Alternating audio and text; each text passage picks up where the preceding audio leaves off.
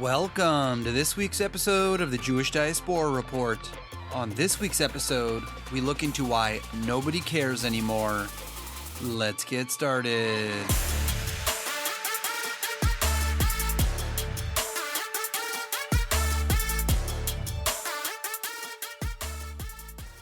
Can you hear that sound? It kind of sounds a little bit like silence. We don't hear in the media as much about the anti-Israel rallies that are happening around the world. We don't hear as much about the anti-Israel groups coming out to protest this or that. This isn't to say that it's not still happening. It definitely is still happening. But if you've been looking for a little while now, you notice that a big shift has happened. There are not as many protests. When there are protests, there's definitely not as many people as there used to be. If you remember back when this whole issue started about a year ago, the mass protests that took up entire city blocks, they showed off their pictures about how many people were anti-Israel. Look at this. The world is finally changing their mind, according to the pro-Palestinian movement. But where did all of these people go? You know, we still see once in a while a group here, a group there, but we're not seeing mass gatherings of people taking up entire city streets in order to protest Israel or whatever the issue of the day is.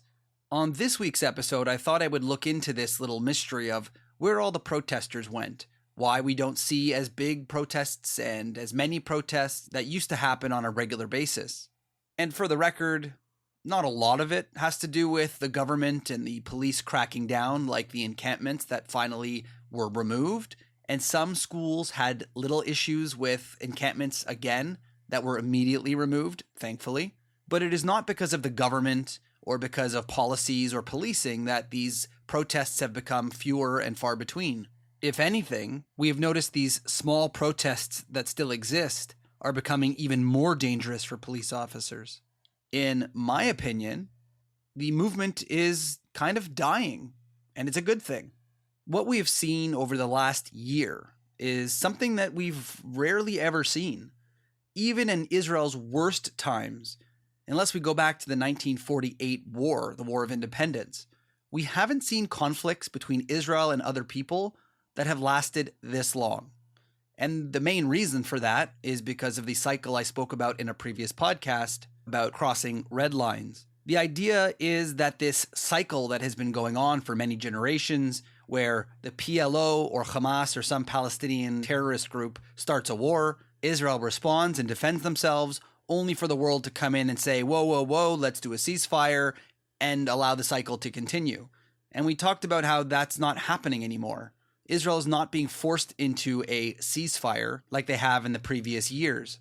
One of the most amazing things that happen when not being forced into a ceasefire is the fact that the propaganda that is used during these conflicts, the very short spurts, let's say maybe a month or two of conflict, followed by tons of propaganda about dead bodies, about babies, and all these lies that have come out, usually that kind of gets sunk into the international world, and it just sits there until the next conflict. And people go, oh, right, I remember I had heard something before about Israel being bad. I remember when they did something last time. So when I hear the next issue, I kind of already believe it. Whereas this time it's different. And the reason it's different is because it went on for one whole year or more at this point. It is given time for the truth to come out. It is given time for people who don't know any better, who only tune in when a war starts, who are only engaged when social media is talking about things and posting fake videos. Those people have now been able to see, thankfully, the other side of this argument because they've had so many months of hearing from various sides, news reports. They've been able to see truth on the other side. And it's making it a little bit more difficult for the pro-Pali / anti-Israel groups to put out so many lies for so long. It's kind of like a sprint versus a marathon. And I want to give the IDF credit because the IDF finally has figured out, slightly, how to better fight the negative PR. In the past, we've seen the IDF struggle with releasing videos, telling you what actually happened versus the Palestinian fake narrative, and there's been a vacuum that they've filled with lies, essentially. And now with the IDF putting out lots of information, there's a lot more people putting out stuff through their social media channels, influencers, And it's getting harder for people to not see those things and hear those things.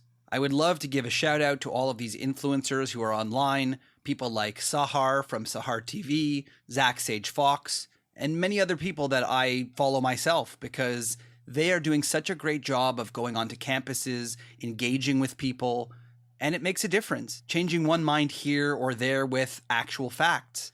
I can't help but think about all of those videos I've seen of people on campuses being told simply one fact from the war and them completely changing their mind, because it's like, I didn't know that. What? October 7th happened? How did that happen? No wonder Israel's fighting. It's so easy to break these people simply by telling them the truth.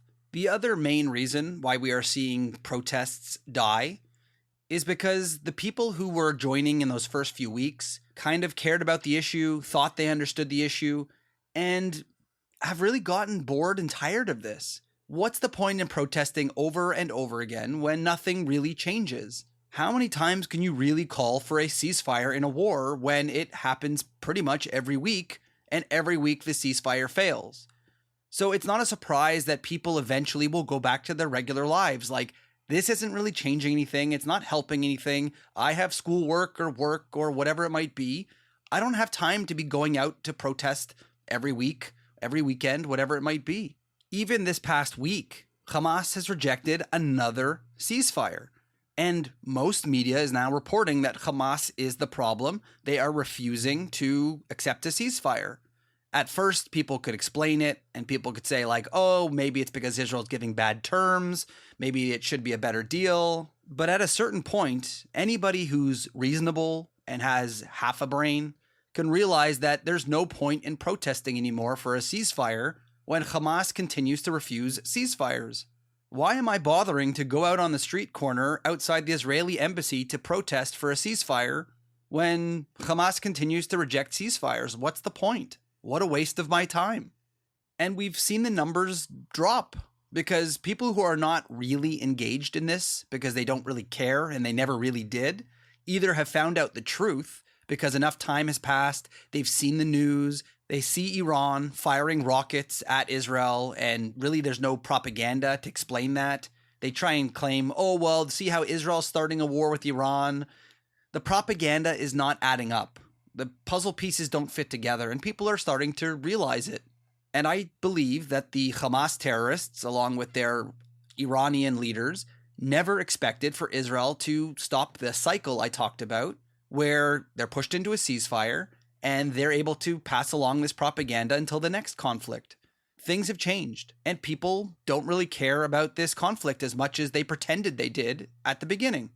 So what used to be miles and miles of people on the streets cheering and praying and helping the Palestinian Arabs, whatever it might have been, has now gone down to maybe a handful of people outside of a Jewish location putting up signs that say you kill babies or whatever it is. It is definitely not the same movement it was a year ago. And the problem with this is that Hamas and Iran and anybody else in this fake news world that they've built needs to try and get people back to being engaged, because people don't care. It's kind of human nature if you think about it. And we've seen the desperate attempt of Hamas to try and get people engaged in this conflict again. We see them continue to up the ante when supposedly the 40,000 people killed, most of which are Hamas members, but when the world didn't really care about the number 40,000 anymore, someone randomly came up with an article that says, actually, we can prove that it's 100,000 that are dead.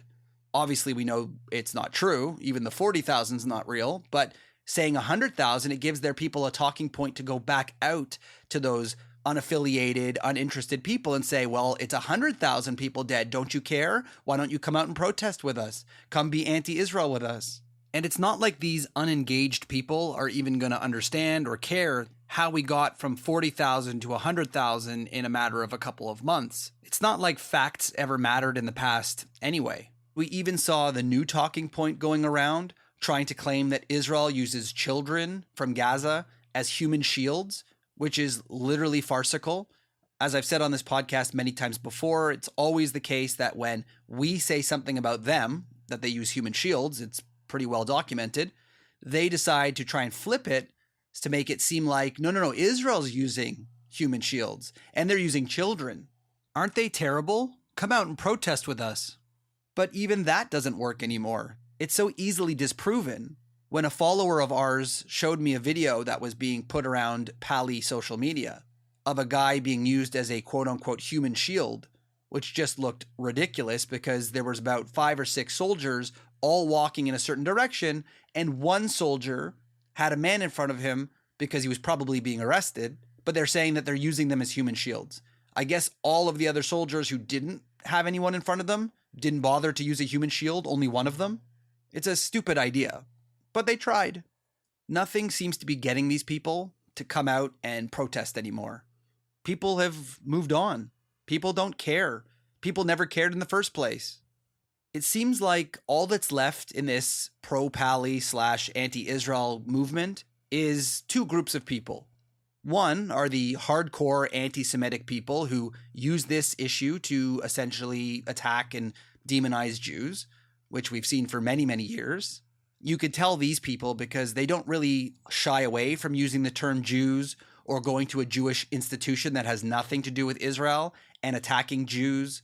These people just found an excuse to hate Jews. And they believe they are tricking people by doing it in the guise of pro-Palestinian stuff. So it is socially acceptable to attack Jews. If anybody could explain to me why going to a synagogue in America and protesting with a pro-Palestinian flag and chanting death to Jews and death to Israel in front of a synagogue somehow frees Palestine, I'm all ears. But I'm pretty sure that's not going to work. It only shows that you're trying to attack Jewish communities. Has nothing to do with Israel. And the other group that we see often, which could have some crossover between the first group and this group, is the anti-establishment people. Those people who are, let's say, not the Arabs who are anti-Semitic, who want to protest synagogues. It's the people who essentially just want to do damage to the establishment. They want to take on government officials. They want to take on the police. They want to claim that the entire country needs to be destroyed and burn American flags and Canadian flags. These are the people who have also hijacked the Gazan issue in order to do what they want to do, which is down with America, down with the establishment. Neither of these 2 groups actually care about Gaza or ceasefires or the Gazan people or ending this conflict. They just essentially care about what they already cared about before, which is hating Jews or hating the government and establishment and all that other stuff. Everybody else who isn't from that group, they've kind of moved on. They don't really care about this conflict anymore. And what's most notable about this issue, and the fact that these people don't actually care about oppression, is what happened this past weekend, which is an Iranian woman, a Persian woman in Iran, being attacked and brutalized by the morality police, which is what they're called when they don't like what you're wearing or how you're acting as a woman. The morality police stopped this poor young lady for not wearing her hijab properly, which sounds very familiar. For my listeners who don't know, not too long ago, there was a woman named Mahsa Amini who was also taken in by these morality police and killed. It started a massive protest in the country. So this young woman was bothered by the morality police, and her response, in an actual act of resistance, was to get down to her underwear in public as an act of defiance to their terrible Islamic extremist regime. And yet, where's the Western people that care so much about dark-skinned people being oppressed by a religious group? There are no protests in the streets. There's no one calling for her to be freed because she's been taken into custody by those morality police, probably never to be seen again. Where's the UN? Where are the celebrities? All the people who claimed to care about oppressed people and treatment of women? Apparently they're all gone now. Apparently they're all too busy back in their lives to care. They only really cared when, at first, it was Israel supposedly doing all of these things that they were willing to come out for. It just shows the hypocrisy of people, that all they really care to get mobilized over is Israel and Jews. In the end, I guess this podcast is somewhat of a positive one, of the fact that people aren't buying the anti-Israel BS that they've been fed for 12 months, that they have stopped going out to protest, that they don't care about the issue and they never did. This doesn't mean that anti-Semitism no longer exists in the United States and around the world, but you can see now more clearly how people have been duped and that this 12 months of propaganda has stopped working. Maybe there's some hope for people on the left who have bought into this lie that they've been fed for a long time. Maybe it's a sign that Israel's actually doing the right thing, which is not falling for the old cycle we talked about in previous podcasts. Part of that cycle is the propaganda that Hamas puts out and gets into the mind of people on the left in order to protest Israel and think it's the worst thing in the world. By not falling into that cycle and not going into a ceasefire after 2-3 months, it's allowed Israel to get the real message out. It has forced Iran and Hamas and other people to act the way we know they act. And you can't hide that forever. No matter how much propaganda they're putting out, time will reveal the truth and people are going to start to see it.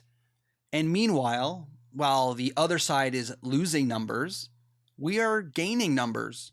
People are starting to realize that Israel isn't in the wrong completely, that Israel is defending itself from the Iranian regime who's sending rockets over, who also, by the way, is now threatening the United States directly. And what's different about the people who wake up to the reality of Israel is that they don't ever go back. Because they are learning facts and truth, that's just the way they're going to think from now on. Hopefully the fact that people have gotten tired of the last 12 months of being lied to, of the hate, of being used as a pawn in a game of Islamic extremism, maybe this is a good thing, that in the future, God forbid there's another conflict between Israel and anybody else, that these people are not going to buy it anymore.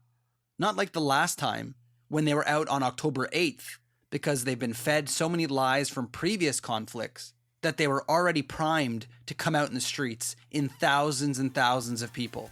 Next time, let's hope that they'll think twice because they know the truth after this last 12 months of being lied to and used. Hopefully, nobody's going to care anymore when they start the next conflict. At least not care for their side or their lies. This has been another episode of the Jewish Diaspora Report. Don't forget to check us out on social media at jdr.podcast and check out some of our other episodes on your favorite podcast source. We'll see you next time.